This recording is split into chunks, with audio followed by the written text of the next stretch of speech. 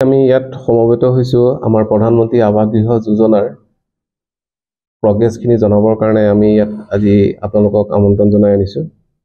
আপোনালোকক জনাব বিচাৰিছো যে আমাৰ ৰাজ্যিক ভিত্তিত আৰু আমাৰ জিলা ভিত্তিত আমাৰ প্ৰধানমন্ত্ৰী আৱাস গৃহ কিমান ইতিমধ্যে আমাৰ সম্পূৰ্ণ হৈছে, কিমান বাকি আছে তাৰ এটা সমীক্ষা আপোনালোকৰ ওচৰত দাঙি ধৰিব বিচাৰিছো। মই পোনপ্ৰথমে আমাৰ ৰাজ্যিক ভিত্তিত আপোনালোকক জনাব বিচাৰিছো আমাৰ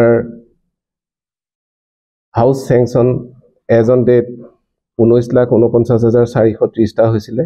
তাৰে ভিতৰত কমপ্লিট হৈছে 16,04,677টা আৰু এই 19,49,430টাৰ ভিতৰত কমপ্লিট হোৱাটো বাদ দিলে আমাৰ প্ৰায় 3,44,753টা ঘৰ ইতিমধ্যে চলি আছে। কাম সম্পূৰ্ণ হোৱা নাই, এইটো অনগোয়িং হিচাপে আছে। আৰু যোৱা 30 মাহত অৰ্থাৎ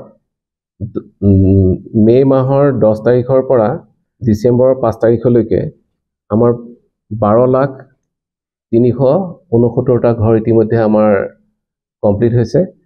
গতিকে আমাৰ এইটো বৰ সন্তুষ্টিৰ কথা যে আমি 12 লাখ ঘৰ ইতিমধ্যে 30 মাহত সম্পূৰ্ণ কৰিব পাৰিছো।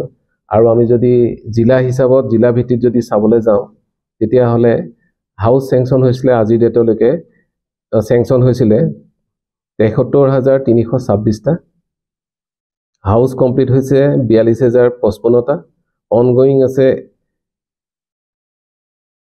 31,271টা আৰু ইতিমধ্যে হাউচ কমপ্লিট হৈছে 33,389টা। গতিকে আমাৰ কিছু সংখ্যক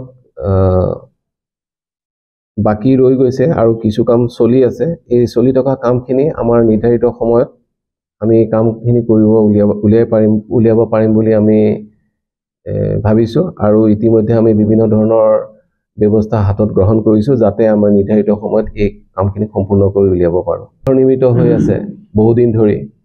গতিকে সেই সম্পৰ্কত মই ক'ব খোজো যে আমাৰ আয়ুক্ত মহোদয়ৰ তৰফৰ পৰা আৰু আমাৰ জিলা উপায়ুক্ত মহোদয়ৰ তৰফৰ পৰা বিভিন্ন ধৰণৰ পৰ্যালোচনা চলি আছে। আয়ুক্ত মহোদয়ে আমাৰ প্ৰায়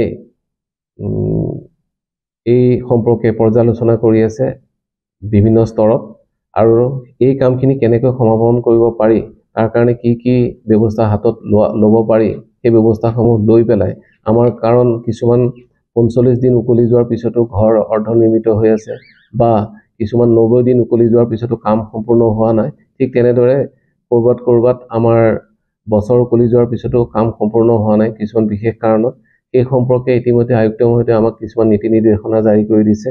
আমি সেই ভিত্তিত আমি আমাৰ কিছুমান ব্যৱস্থা ইতিমধ্যে আমি হাতত লৈছো আৰু সেই ব্যৱস্থাপনাৰ যোগেদি আমি নিৰ্ধাৰিত সময়ত আমাৰ 2024 চনৰ 15 আগষ্টৰ আগে যিটো আমাৰ সংকল্প আছে যে আমি ঘৰ সম্পূৰ্ণ প্ৰত্যেকৰে একোটা সুন্দৰ ঘৰ হয় যাতে তাৰ যি সংকল্প আছে সেইটো যাতে আমি সম্পূৰ্ণ কৰিব পাৰো তাৰ কাৰণে আমি ইতিমধ্যে ব্যৱস্থা গ্ৰহণ কৰিছো। ধন্যবাদ। বেনিফিচিয়াৰী যিটো SCCC data 2011 based on that census যিটো ৰিপৰ্ট থাকে তাৰ ওপৰতে আমাৰ সিলেকশন হয় আৰু তাত ৱেটিং লিষ্টটো থাকে।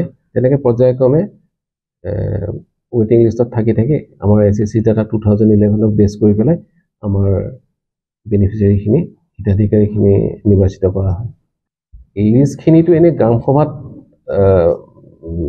বস্তুখিনি আলোচনা কৰা হয় আৰু SCCC ডাটা 2011ৰ যিখিনি ডাটা থাকে সেইটোৰ ওপৰত আলোচনা কৰাৰ পিছত কেতিয়াবা কিছুমান নাম কৰ্তনো যায় কাৰণ তাত কিছুমান নীতি নিৰ্দেশনা আছে, নিয়মাৱলী আছে। কোনোবা এজন যদি BPL আছিলে বা যিখিনি গাইডলাইনত তাৰ পইণ্ট আছিলে সেইখিনি যেতিয়া 2011 চনৰ পৰা আজি প্ৰায় 2023 চন হ'ল। গতিকে তাৰ সেই সময়ৰ ভিতৰত সেই অন্তৰ্ভুক্তি নহৈ পেলাই তাৰ ওপৰত গুচি যাব পাৰে, তেতিয়া তেনেকৈ চিষ্টেমেই কিছুমান বস্তু অগ্ৰাহ্য কৰে।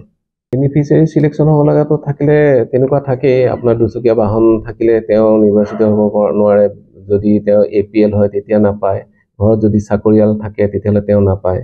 গতিকে দেখা যায় যে 2011 চনৰ সেন্সাছৰ যিটো সমীক্ষা সেই সমীক্ষাৰ পিছলে এই প্ৰায় সুদীৰ্ঘ কালত আপোনাৰ প্ৰায় 12 বছৰ নহয় জানো, 12 বছৰ কালত বহুতৰ APLৰ পৰা BPLৰ পৰা APLলৈ যায়, কাৰোবাৰ দুচকীয়া বাহন আহি পেলাই ঘৰত থাকেহি, কাৰোবাৰ ফ্ৰিজ থাকে। এনেকুৱা আমাৰ যিখিনি তাত আছে সেইখিনি চাই পেলাই আমাৰ পিছত আকৌ যেতিয়া সিলেকশন হয় গাঁও সভাত আলোচনা হয় তাৰ পিছতো এটা ভেৰিফিকেশন হয়